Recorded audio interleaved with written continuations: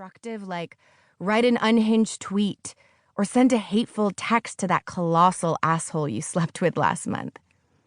And sometimes you're just too damn tired and too damn sad and too damn lazy to exfoliate the day away. And that's okay. Even beauty gurus sometimes get too wasted, too racked with depression, too emotionally depleted to partake in their 17-step nighttime skincare routine. About a year ago, I read Rachel Hollis's book, Girl, Wash Your Face, the unlikely inspiration behind this book. It was gifted to me by a friend, and I suspected perhaps it would be a book about skincare. I enjoy skincare, but not nearly enough to read a book about it. I was sitting on a plane, gnawing at my fingernails and bored to tears when I found the book buried at the bottom of my messy purse, nearly lost in the sea of crumpled bills and lip glosses and shameful taxicab receipts. I decided, what the hell? Might as well give it a gander. As I tore through the pages, I was delighted to discover that the book had nothing to do with skincare. In fact, it was just what I needed to read at the time. It was a no-holds-barred, woman-to-woman, real-life advice book that explored everything from staying true to your word, to diving headfirst into risks, to knowing your worth. In fact, the book was really about taking control of your life.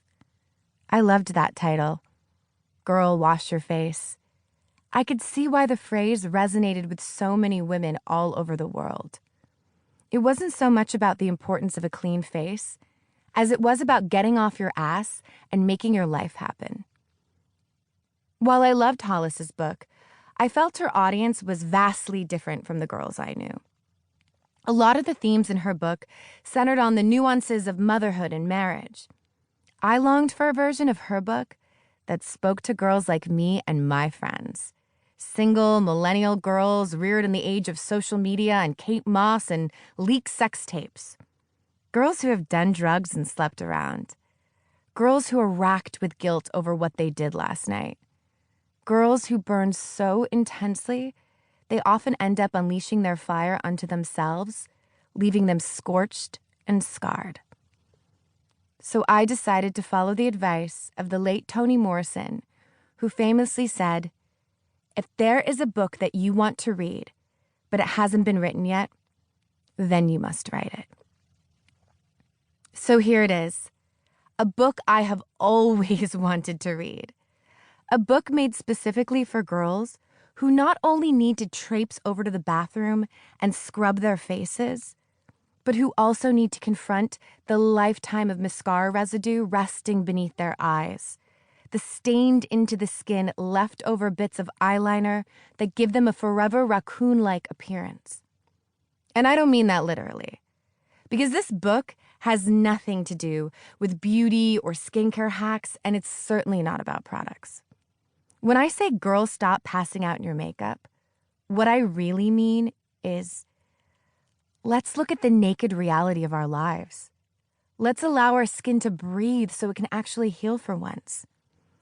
Let's examine all the beautiful grit that lives beneath the shiny exterior we are forever presenting to the outer world. Because if we get down and dirty with what this book is really about, it's about digging deep and pulling out the truth. And the truth, unlike the shimmery blush and creamy lipsticks we slather across our skin like armor every morning, doesn't have to be pretty. All it has to be is true. Isn't that a relief? And here's the beautiful thing about confronting the truth. Once we gaze into our unfiltered reflections and get comfortable in the discomfort of how we look barefaced, we'll relearn how to fall asleep.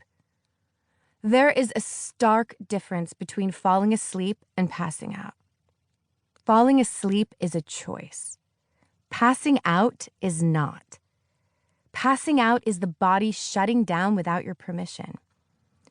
Us girls who pass out on the regular, makeup caked on or makeup cleansed off, we're too tightly wound to let go and allow our bodies to relax into the vulnerability.